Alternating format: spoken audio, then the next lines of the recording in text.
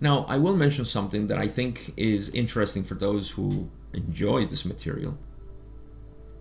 And related to REM, so a couple of things. This is a theory of mine. Since we're almost done with the questions that I had for today, I'm just going to cover two more, which are not important, but it's going to prime us for the next session or for the next episode to finish this session. Let me talk about this a bit, which is kind of interesting. You might like this because we're talking about third density, right? In the law of one, we know third density as a period of time of 75,000 years. Those 75,000 years are divided into cycles, which we don't need to discuss here. We just need to call this 75,000 year a major cycle. Now, this major cycle is finishing right now. That means that 75,000 years ago is when we kind of became humans as we know ourselves. I did have a bit of a unresolved question with the law of one because that doesn't seem to check out. Homo sapiens have been around for 200,000 years, perhaps more.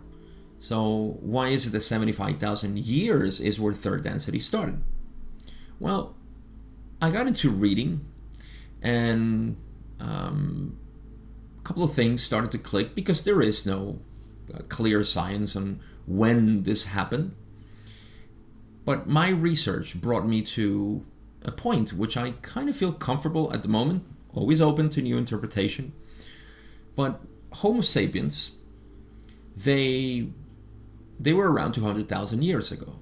That meant that we had sort of like everything that we are right now, and yeah, you can recognize one of them like us. I do believe, however, that a part of the brain was not developed, an activity of the brain, a potential activity of the brain was not developed until later. And that is the default mode network. Interesting. Gary Weber, researcher, has talked about this being 75,000 years ago or so. That's when we developed the default mode network. Now, what is that? Is that a sort of software that is in our minds? Yes, actually. The default mode network is that section of the brain that lightens up and continues in high activity when we're having thoughts about ourselves. In other words, when I recognize, that me, thoughts about me, exacerbation of this activity causes stress, anxiety, depression, and so on. The decrease in this activity is related to mysticism or to a calm mind, which means very little thoughts about myself. Well, my thoughts are directed to something else, not about myself.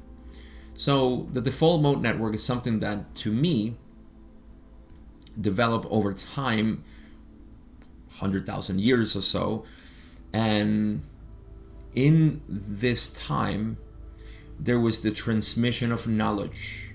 That's something that animals don't do very efficient. You see, whereas us humans, with our new body 200,000 years ago, started doing. We can transmit and we can teach others. And of course, we can teach those who are like us. We try to teach animals, they don't get it. We teach other humans, our children, for example, they learn, this is what I found. If I sharpen this happens. And look, I can kill an animal, So I think that this activity of teaching, being able to teach and the brain being able to grasp it, created an acceleration of the sense of self, increasing the activity of the default mode network as we know it. At certain points, that was so mature, let's say, that we develop self-consciousness.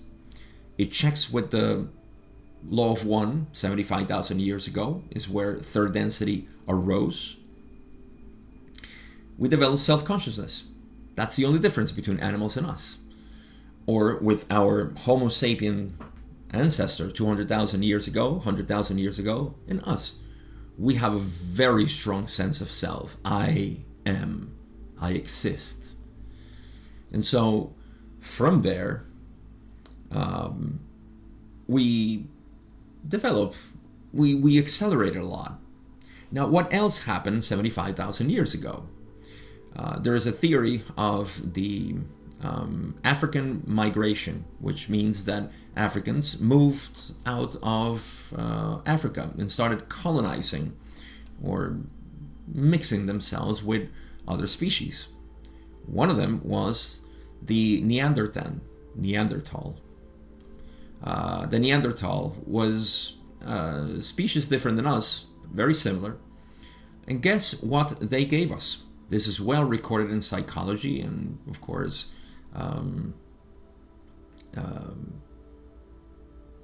biology, I guess, and all of these studies about the human. We didn't have, until the Neanderthal gave us REM, rapid-eyed movement, dreams. So the Neanderthal is the one that gave the mix that we are now the capacity of dreaming. This was around 75,000 years ago. So I don't know if this was needed for polarization, but it was a gift at some point in our evolution. Thank you, Neanderthal, for giving us the gift of dreaming. Huh?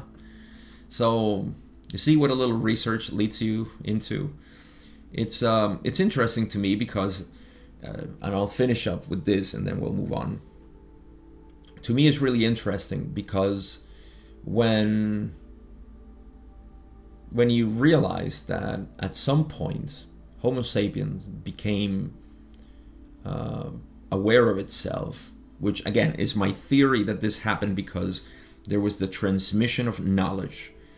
We started doing things with our hands and teaching the very well adapted being that we were and that was able to learn, and we started repeating things. And so the knowledge that we transmitted was greater over time, and that started developing a sense of I can give knowledge, I can teach, and you are learning.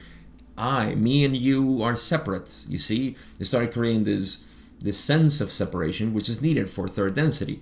The view, the consciousness brings the illusion of separation, and then it, of course, says I and you see?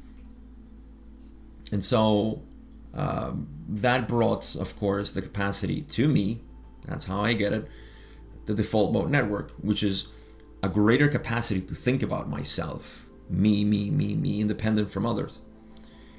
And the interesting thing is that this phenomenon that creates self-awareness is what created all the calamities, tragedies, drama of the human species. This idea that I exist and you are separate from me. And yet the solution to all of this is to go back to that simple realization of I am. That is the key. So the same thing that caused everything to distance itself as humans from each other is the same door in which we go back to the self. Isn't that a beauty? To me it is.